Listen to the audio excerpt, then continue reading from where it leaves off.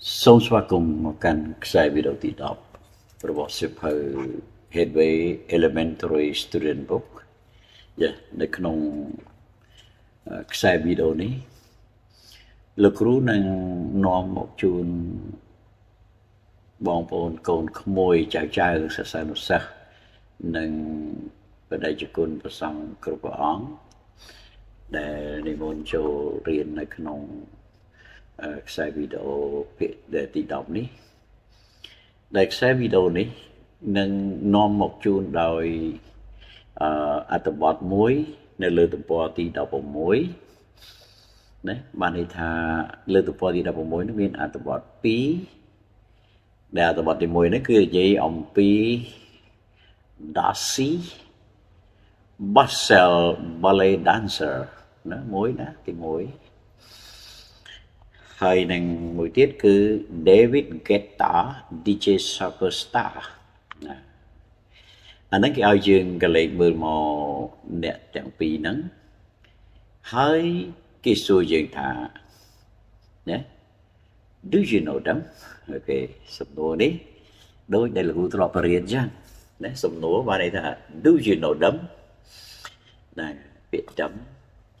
គឺជាពាក្យនៅចុងប្រយោគស្មើនឹងន័យបើនៅដើមប្រយោគគេថា they ណាប្រែមកថាពួកគេហើយសំណួរសួរថា Do you know them ណាតើអ្នកឯងស្គាល់ពួកគេទេអូខេ Do you know them អូខេអង់គ្លេសវាកើតចេញមួយចឹងហើយធ្វើឲ្យយើងចាំ Do you know them ណាយ៉ាអញ្ចឹងនៅកន្លែងនេះលោកគ្រូសូមបង្ហាញអំពីthe ballet dancer គឺអ្នករាំរបាំ ballet ណា ballet dancer ហ្នឹងគាត់ឈ្មោះ Darcy ណា Darcy Bussell យ៉ាអញ្ចឹងនៅក្នុងនេះលោកគ្រូសូមលើកយកពីរបៀបសរសេរពីគេថាសង្ខេបនៃប្រវត្តិឬក៏ហៅថាការឧទ្ទិសនាមណែនាំខ្លួនឲ្យស្គាល់ពីរបៀបសរសេរណាក្នុងការណែនាំខ្លួនព្រោះយើងរាល់ថ្ងៃយើងទៅធ្វើអីមួយក៏ដោយយើងចង់ធ្វើការណែនាំខ្លួនឲ្យគេស្គាល់ថាយើងជាស្អីអញ្ចឹងលោកគ្រូសូមលើកយកនៅក្នុងរបៀបណែនាំខ្លួនរបស់Darcy Bussell ដែលគាត់ជាអ្នករបាំ ballet ណាយកមកបង្ហាញជូនដើម្បីឲ្យបងប្អូនកូនគួយហ្នឹងចេះសរសេរខ្លួនឯងផងមិនមែនតែសរសេរគេទេហើយយើងធ្វើឲ្យគេរួចហើយយើងហាត់រៀនធ្វើដោយខ្លួនឯងសាកមើលណាយើងរៀនសរសេរជាភាសាអង់គ្លេសខ្លួនឯងណាបានន័យថាការវិវត្តនៃការចេះនឹងរបស់យើងវាកើនហើយអញ្ចឹងយើងអាចធ្វើបានហើយណាលោកគ្រូសូមលើកទឹកចិត្តកន្លែងហ្នឹងបានន័យថាយើងអាចធ្វើបានដោយខ្លួនឯងហើយយ៉ាអញ្ចឹងចូលតាមដានជាមួយលោកគ្រូទាំងអស់គ្នាលោកគ្រូនឹងបង្ហាញអំពីរបៀបដែលត្រូវធ្វើពីគេថាការបង្ហាញខ្លួននិងណែនាំខ្លួនដោយខ្លួនឯងយ៉ាអញ្ចឹងយើងចូលមកមើលពីរបៀបធ្វើនៃការណែនាំខ្លួនដើម្បីឲ្យគេស្គាល់ណាឲ្យគេស្គាល់នៅកន្លែងនេះគេសួរថា Do you know them ណា Do you know them ណាតើអ្នកឯងស្គាល់ពួកគាត់អត់ស្គាល់ពួកគាត់នឹងពីរអ្នកហ្នឹងអត់អូខេពីរអ្នកហ្នឹងគឺរវាង Darcy ហើយនិង David Guetta ប៉ុន្តែនៅក្នុងកន្លែងនេះគេឲ្យយើងស្គាល់ពី Darcy សិនណារបៀបរៀនណែនាំខ្លួនគឺអញ្ចឹងណាបាននៅរៀនធ្វើតារាងរៀនធ្វើតារាងអញ្ចឹងមកនៅក្នុងនេះគេឧទ្ទិសនាមប្រាប់ពី Darcy Bussell Ballet Dancer ណានៅលើទំព័រហ្នឹងគេដាក់អញ្ចឹងសរសេរងាយបាននេះតែយើងរៀនសរសេរខ្លីៗដោយខ្លួនឯងបង្ហាញឧទ្ទិសនាមខ្លួនដោយខ្លួនឯងដើម្បីឲ្យគេងាយយល់យ៉ារបៀបធ្វើទី1យើងមើលគេធ្វើណាលើគេធ្វើហើយយើងរៀនធ្វើដោយខ្លួនឯងផងបានយើងងាយចេះអង់គ្លេសផងយើងស្គាល់ពីរបៀបរបបធ្វើការផងណាបានន័យថាយើងគ្រប់គ្រងពីគេតែលក្ខណៈសម្បត្តិរបស់កិច្ចការអ្វីដែលខ្លួនឯងធ្វើគឺយើងត្រូវរៀបរាប់អញ្ចឹងទី1 ប្រឡងទី1គេឲ្យយើងសរសេរតែពាក្យយើងធ្វើមក job nè job job nó sầm đại từ lưỡi yeah thì cũng xong gì đối bỏ phải chùi thì job và nó job nó sầm đại từ lưỡi cả nghĩa thì p country country nó bạn này tập bật tê luôn anh bật tê bên trăm là bật tê rồi bọn này Darcy nó thế bạn này tập bật tê luôn anh nó cứ trong gì tha dương nơi bật tê ná dương tha bật tê đang tới và Darcy còn nơi bật tê có nhưng đại còn bật tê có tới dương nơi bật tê chứ nhưng đại bật tê dương mà Cambodia mà đấy job country but mà home now home nó sầm đại từ lưỡi tê nè nào nó về thả lợi năng và chụp bọn năng đấy tia là lợi nắng tia và chụp bọn nắng đấy home now trong một tiết kéo dương và hai nhà bị place of work place tại một tha ti cần lấy of work ti cần lấy thôi cả đấy place of work ti cần lấy thôi cả chẳng dừng luôn ấy dừng đăng luôn ấy dừng place of work và dừng đấy này nè dừng tao chơi tôi sẽ niệm luôn ấy này nè để lấy chứ yeah một tiết cứ languages nè languages and languages là cô ní sẽ chăm an vang rồi nè là cô bây giờ bị thưa cả bậc bằng hàng luôn ấy sao languages và này tha pizza miền bạn này sẽ đại từ lơ dương check pizza man dương check pizza pi đã pi dương check pizza bay đã bay tới dương check pizza buôn đã buôn tới đó rồi pro phong thay pizza nó ấy class dương check đó giờ bị tôi về languages cứ giao về family giờ dương đi pro bằng về family nó cứ dùng đại từ lơ cruza đó family dùng đại từ lơ cruza chẳng cruza nó dùng đại từ lơ ấy class chăm biết là cô là ít nó không nặng an hái thì cô châu về giữa giờ nâng trong bằng hai cái data free time đấy bao đầu tiên thì bao nhiêu về luôn với cái phần này free time như trai về đang nói là cô gọi về là free time what do you do in your free time đấy what do you do in your free time ok đấy lấy những chập làm an đấy những an là cái ca đi mà an vì cái lại đi mà một món Pipi the Darcy Basel ballet dancer. Betul apa yang an job, country, home now, place of work, languages,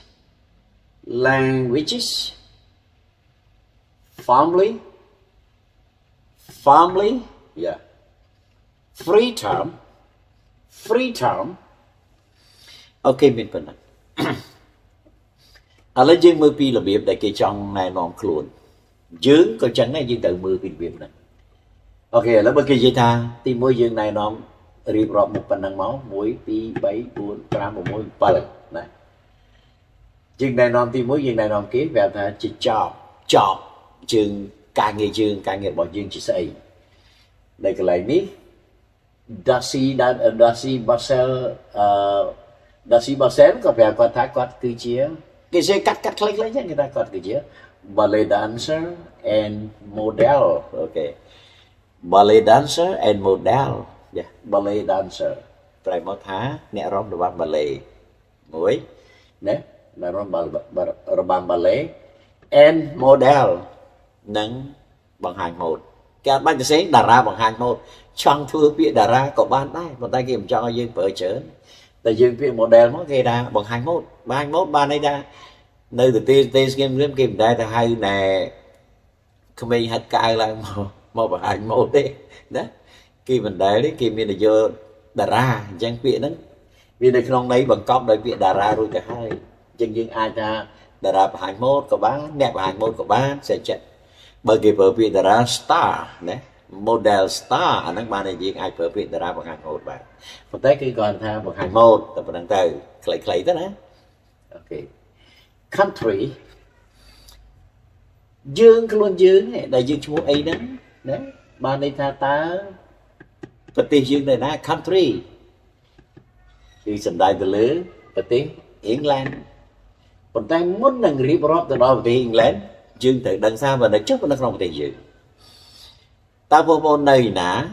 ណាគោលដៅសំខាន់ឧទាហរណ៍ថាបើបងប្អូននៅទីក្រុងភ្នំពេញបងប្អូនដាក់មកភ្នំពេញកម្ពុជាណាភ្នំពេញខមមួយហើយដាក់កម្ពុជាយល់ទេចឹងតែបើបងប្អូននៅខេត្តឧទាហរណ៍ថាខេត្តបាត់ដំបងដាក់មកបាត់ដំបង province កម្ពុជាដាក់មកសៀមរាបកម្ពុជាដាក់ចឹងមកណាអូខេ home now មិននិយាយពី country ឡើយឥឡូវគេនិយាយពី home ម្ដង home គឺសំដៅទៅលើផ្ទះ home ក៏ផ្ទះ house ក៏ផ្ទះណាអញ្ចឹងគាត់ទៅចាំឲ្យចេះវានឹងទៅបានហើយដឹងថាពេលណាគេប្រើពាក្យ house ពេលណាគេ home ពេលណាក៏បានដែរអត់ខ្វល់អត់ឆ្ងល់ទេចាំចូលមេរៀនលម្អិតមួយគេប្រាប់យើងបន្តមកទៀតអញ្ចឹងលោកគ្រូសូមតាធ្វើអ្វីទៅតាមលំដាប់លំដោយសិនហើយក៏មិនគួរឲ្យស្មុគស្មាញណាមិនធ្វើឲ្យស្មុគស្មាញទេរៀនអង់គ្លេសគឺរៀនចាស់ home now ផ្ទះបច្ចុប្បន្ននេះផ្ទះអស់ថ្ងៃហ្នឹងគេដាក់ថា Sydney គេយ៉ា Sydney នេះគេសំដៅទៅលើទីក្រុងមុនសិនបន្ទាប់មកបានគេនិយាយពី Australia ណាឃើញទេគេនិយាយពី Australia តាមក្រោយមិនគេនិយាយ London ទីក្រុង London បានមកគេនិយាយប្រទេស England ណា England មិន England ទេណា England Sydney Australia អូខេ Sydney Australia ហ្នឹងណាដែលយើងខ្មែរយើងហៅអូស្ត្រាលីយ៉ា place of work យើងនៅណាណា place of work យើងបានន័យថា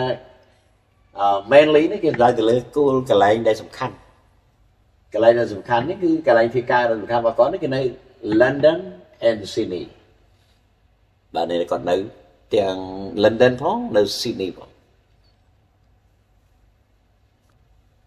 អញ្ចឹងមានន័យថាគាត់ធ្វើការពីរកន្លែងរវាងប្រទេសទាំងពីរ England មួយ England មួយហើយនិង Australia មួយមកនេះគាត់ធ្វើការនៅ England គឺនៅទីក្រុង London ណាហើយធ្វើការនៅAustralia គឺស្ថិតនៅទីក្រុងនៅរដ្ឋធានី Sydney ណាអូខេឥឡូវយើងនិយាយអំពី languages ណា languages គឺគាត់ language គាត់មាន English and a little French ណា language របស់គាត់ភាសានេះនិយាយឲ្យយើងទៅសេចូលមក languages គឺមាន English and a little French ភាសាបារាំងលោកគ្រូធ្លាប់บอกពេលអត់ណាប៉ុន្តែយើងមានពាក្យ a little មួយថ្មីពាក្យហ្នឹង a little តិចតួចចលចឹងបន្តិចបន្តួចយ៉ាពាក្យ little ហ្នឹងបន្តិចបន្តួចខ្លះអាចនិយាយបានមួយម៉ាត់ពីរម៉ាត់ចឹងដែរវាមិនអត់ណាហ្នឹងហើយឥឡូវយើងនិយាយអំពី family ណា family ហ្នឹងបានន័យពាក់ព័ន្ធទៅនឹងប្រងពងគ្រួសារហើយនៅក្នុងគ្រួសារហ្នឹងយើងចាំមើលគេរៀបរាប់ថាម៉េចពាក់ព័ន្ធនឹងបញ្ហាជីវិតគ្រួសារវាមានអីខ្លះចាំមើលណាហើយយើងរៀនធ្វើតាមគេទី1គេប្រាប់ថាគាត់និយាយថាគាត់ហ្នឹងគឺ married to an Australian banker ណាបានន័យថា married to អង់គ្លេសភាសាវាណា married to ប្រែមកថា ed ណា ed មើលពី ed បានន័យគេអស័ព្ទហ្នឹងអាហ្នឹងបានន័យគេអស័ព្ទណាបានគេអត់ ed យើងបកថាបានទៅបានរៀបការជាមួយនឹងណាមិន marry with ទេណាតិចច្រឡំនិយាយអង់គ្លេសថា I marry with you ខ្ញុំរៀបការជាមួយអ្នកអត់ទេមែនទេ structure របស់វាគេហៅថាសំណង់ប្រយោគរបស់វាគឺ marry to នោះបកប្រែមកថារៀបការជាមួយមកអត់មាន marry with យ៉ាត់ច្រឡំពាក្យ marry with យ៉ាត់ច្រឡំហ្នឹងណាត្រូវតែចេះពាក្យថា marry to អាហ្នឹងអូតូម៉ាទិកត្រូវតែចាំអញ្ចឹងឯពាក្យហ្នឹងត្រូវតែប្រើអញ្ចឹង marry to ណា marry to បានរៀបអាពាហ៍ពិពាហ៍ឬក៏រៀបការជាមួយនឹងbanker banker បានអ្នកធ្វើការនៅធនាគារ banker ណាអ្នកធ្វើការនៅធនាគារ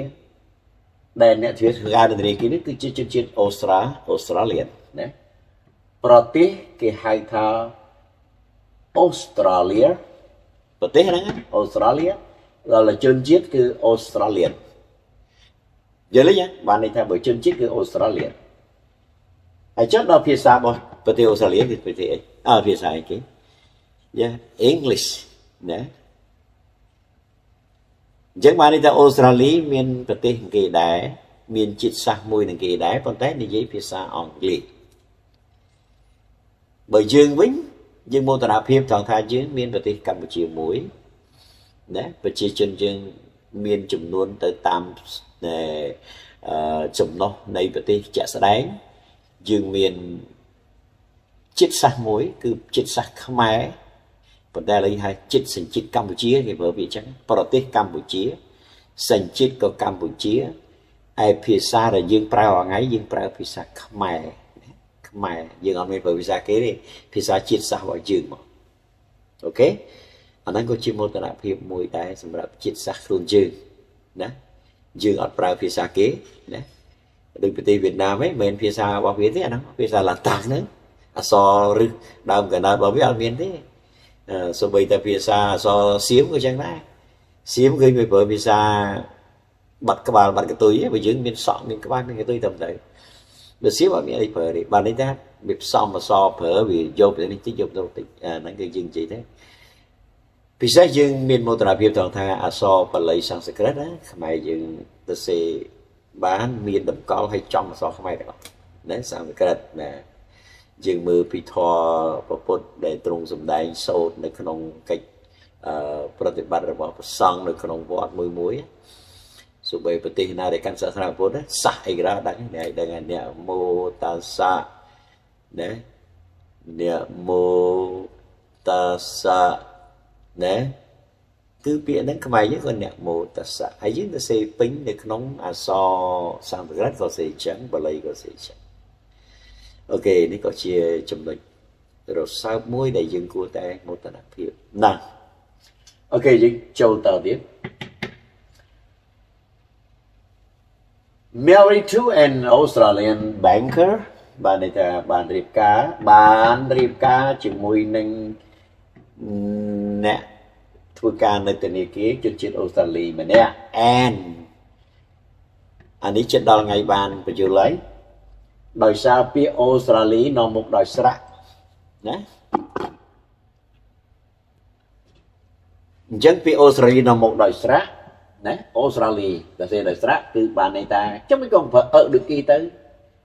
អត់បានទេព្រោះស្រៈរបស់ភាសាអង់គ្លេសតែកាលណាមានលំនាំស្រៈដើមអញ្ចឹងគេត្រូវតែប្រើ n ហើយ n ហ្នឹងគឺស្មើនឹងដែរដូចគ្នាទេម្នាក់ណាអ្នកធ្វើការនៅធនាគារជនជាតិណាជនជាតិអូស្ត្រាលីម្នាក់អូខេហ្នឹងណាហើយគាត់ណែ Australian banker គាត់ឈ្មោះអីគេគាត់ឈ្មោះ Adam Forbes នេះឈ្មោះរបស់គាត់សេហៅឡាតាំងទៅឈ្មោះតែកាលណាហៅចំពីក៏អត់ដឹងថាម៉េចដែរអញ្ចឹងហៅឡាតាំងមក Adam Forbes នឹងទី1គឺគ្រួសាររបស់គាត់នេះ family គាត់គឺមានជាប្តីណាជាប្តីទី2 two daughter អាហ្នឹងក៏គ្រួសារដែរឃើញអត់បានតែជាកូនស្រី2នាក់បានតែគាត់មានកូនស្រី2នាក់ហើយឃើញទេអាហ្នឹងគឺជាគ្រួសារហើយបានតែជាការបង្កើតគ្រួសារមួយណាកូនស្រី2នាក់ហ្នឹងទី1ឈ្មោះ Phoebe ណា Phoebe ហើយហ្នឹង Zoe Phoebe ហើយនឹង Zoe អានេះឈ្មោះរបស់កូនអញ្ចឹងបានន័យថាគឺទាំង3នាក់ទាំង4នាក់ទាំងគាត់ហ្នឹងគាត់ប្តីគាត់កូនគាត់2នាក់ទាំងអស់4អញ្ចឹងមានន័យថាជា family ណា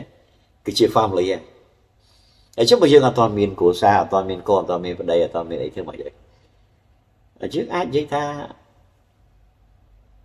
I live with my mother and father ឬក៏ I live with my parent and 3 brother and 2 sister យើងនិយាយចឹងមកបងប្អូនប្រហែលអ្នកថាប៉ុណ្្នឹងទៅម៉ែឲ្យយើងនៅរស់នៅមួយគាត់យើងនិយាយចឹងមក family អូខេ dân thì vậy trong cõi cứ nghĩ bị phê về lìa đại dương tụng đây ok free time giờ chân free time nó dân trẻ nó là cũng cách hết chứ dân cho chết thôi xem em có là vậy đã có thá alright story nè alright story ban đây ta bị alright này lại nên đây ta Nippon nè mà sân chia dương thì vậy ở sai cho nó tiếp ban nó sọt xe tay Nippon nè chia rương ban này ta sọt xe Nippon rương chỉ trơn chỉ trơn mình trơn là mình ấy thế na ba ấy mình từ từ đa sĩ như thế này đa sĩ right story cái đó đa sĩ right story đa sĩ married to an American cái đó biết mau chứ mình dùng nó việc tiên đi chứ việc tiên đi mà đấy tạm quên nếu mà đây việc đa chỗ này không cái đó ok about ballet for children bạn ấy ta có tay Nippon rồi có xe sách rương đấy Nippon rương đây pi about ballet for children đây pi rồi bấm ballet sầm rap khmeng nhá dạ okនេះគឺជាខណៈអត្ថបទមួយដែលយើងរៀនធ្វើដោយខ្លួនយើង introduce about yourself ណាដើម្បីឲ្យគេ know you ណាអូខេចឹងគ្រូមានប៉ុណ្ណឹងរបៀបបញ្យលមិនមែនបកស្រាយឬក៏ទៅសេបកប្រែឲ្យអត់ទេលោកគ្រូអត់បកអញ្ចឹងនេះដោយសារតែកម្មវិធីរៀននៅក្នុងYouTube ណាហើយនៅក្នុង Facebook ក៏ដូចជាintermediate ផ្សេងតាមរយៈប្រព័ន្ធផ្សេងហ្នឹងលោកគ្រូបញ្យលអញ្ចឹងធ្វើអញ្ចឹងដើម្បីឲ្យមានឱកាសខ្លះប៉ុន្តែឲ្យលោកគ្រូទៅចាប់ដៃផ្ទាល់នៅដៃបងប្អូនកូនក្មួយទាំងអស់ផ្ទាល់ដូចនៅក្នុងគណៈសាលាហ្មងអាហ្នឹងលោកគ្រូធ្វើផ្សេងទៀតលោកគ្រូពិនិត្យមើលផ្សេងទៀតប៉ុន្តែដល់នេះជាឱកាសតែប៉ុណ្ណឹងមានតែប៉ុណ្ណឹងណាយើងមានតែប៉ុណ្ណឹងយ៉ាអញ្ចឹងមុននឹងបញ្ចប់មេរៀនលោកគ្រូសូមផ្ដាំផ្ញើទៅមិត្តភ័ក្តិបងប្អូនកូនក្មួយទាំងអស់ដែលជា friend របស់លោកគ្រូសូមជួយគ្រប់គ្រងដល់ link Telegram របស់លោកគ្រូទី1ណាហើយនឹង channel YouTube channel Telegram ផង channel YouTube ផងលោកគ្រូនឹងបង្ហោះជូនហើយ channel YouTube នោះបានន័យថាចូលទៅ subscribe ឲ្យម្នាក់មួយផងណាបើអាច share បានក៏ share ទៅណាតែលោកគ្រូគិតថាបើពិតជាមានប្រយោជន៍ពិតជាពេញចិត្តជួយ share ឲ្យលោកគ្រូផងណា share ពី YouTube ក៏បាន share ពីFacebook ក៏បាន share ពីpage ក៏បានអូខេលោកគ្រូមាននៅក្នុង TikTok ក៏លោកគ្រូមានដែរចឹងជួយ share ឲ្យលោកគ្រូណាបើអាណិតស្រឡាញ់លោកគ្រូគ្មានអ្វីជាការលើកទឹកចិត្តដល់អ្នកទាំងអស់គ្នាក្រៅតែពីការផ្ដល់នៅចំណេះដឹងដល់បងប្អូនកូនក្មួយតែប៉ុណ្្នឹងឯងលោកគ្រូមានតែប៉ុណ្្នឹងបើអាណិតស្រឡាញ់រាប់អានលោកគ្រូសូមជួយធ្វើកិច្ចការហ្នឹងឲ្យលោកគ្រូបានតិចម្នាក់ផងណាក៏ជាគុណបំណាច់ដែលលោកគ្រូអរគុណដែរអូខេចឹងបានន័យថាមេរៀននេះឈានដល់ទីបញ្ចប់ត្រឹមទំព័រទី16ប៉ុន្តែសម្រាប់តែ Darcy Balsell តែប៉ុណ្ណោះយើងនៅមានម្នាក់ទៀតយើងនៅទីសនាមបន្តអូខេចឹងសូមអរគុណនិងសូមគោរពលាអូខេ see you again on the next video